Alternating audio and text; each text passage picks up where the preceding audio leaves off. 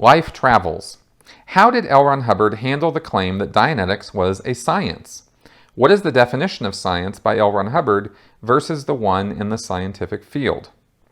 Okay, well, this is a good question, and I actually looked up some things on this.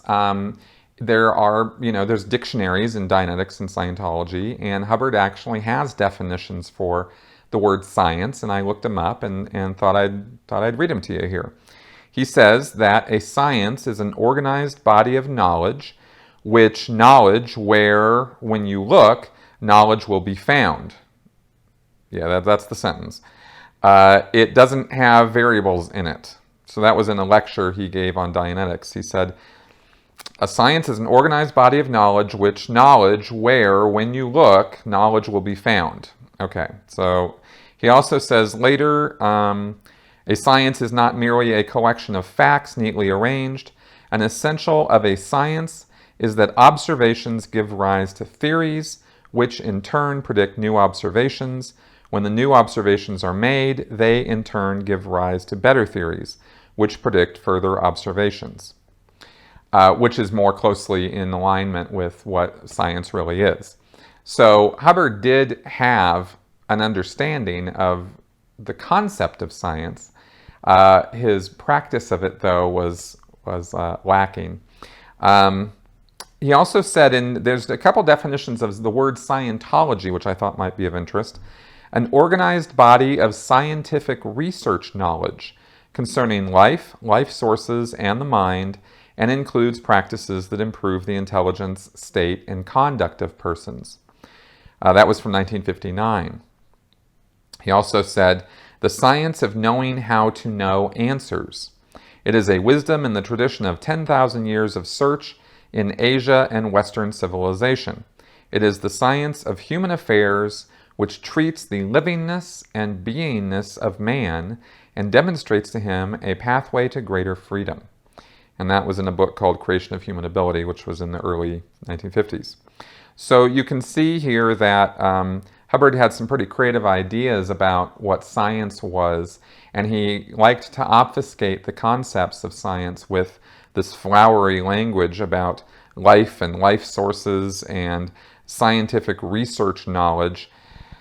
Now, when you look at actual English definitions of the word science, you get this. This is Webster's New Collegiate Dictionary. Knowledge attained through study or practice. That's one definition of science. Or knowledge covering general truths of the operation of general laws. Okay, so knowledge covering general truths of the operation of general laws, especially as obtained and tested through scientific method and concerned with the physical world. So, what does that really mean? Well, science refers to a system of acquiring knowledge. This system uses observation and experimentation to describe and explain natural phenomena.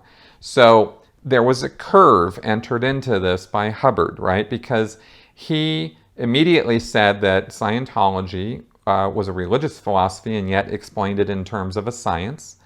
And he said that, which gives it way more credibility than it ever had. Because one of the things about science is it's supposed to use the scientific method.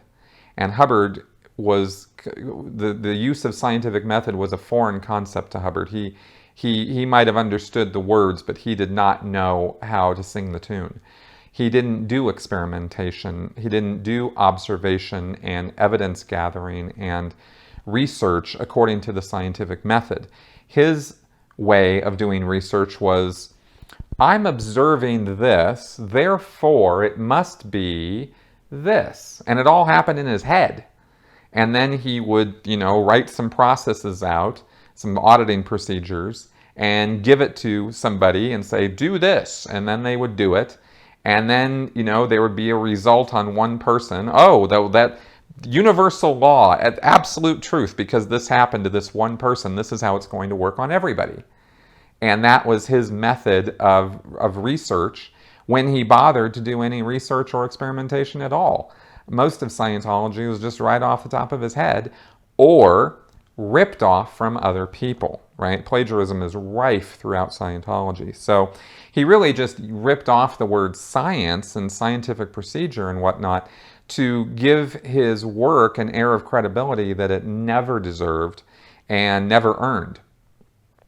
No research notes, no studies, no evidence of research or of evidence gathering and experimentation. So he talks a good talk here by saying that it's, observations give rise to theories which predict new observations. And then, he gives lip service to these things, but he never actually did those things. And that's where Scientology falls down. Unfortunately, people who are prone to accepting pseudoscience, which included me for all those years, will buy into these fancy words that he uses and think that he actually does these things. And so there's this facade painted of what's going on in Scientology, and then there's the reality of what Hubbard really did and the reality of how Scientology actually works, right? Hubbard says it's not, that it's not hypnotism, we're waking people up, not putting them to sleep, and yet when you look at what Scientology does, it is hypnotism, and that is what they're doing. So, it's a whole study in contradictions and dichotomies, and it's kind of fascinating from that point of view. But that is, kind of an idea of Hubbard's views on science versus real science.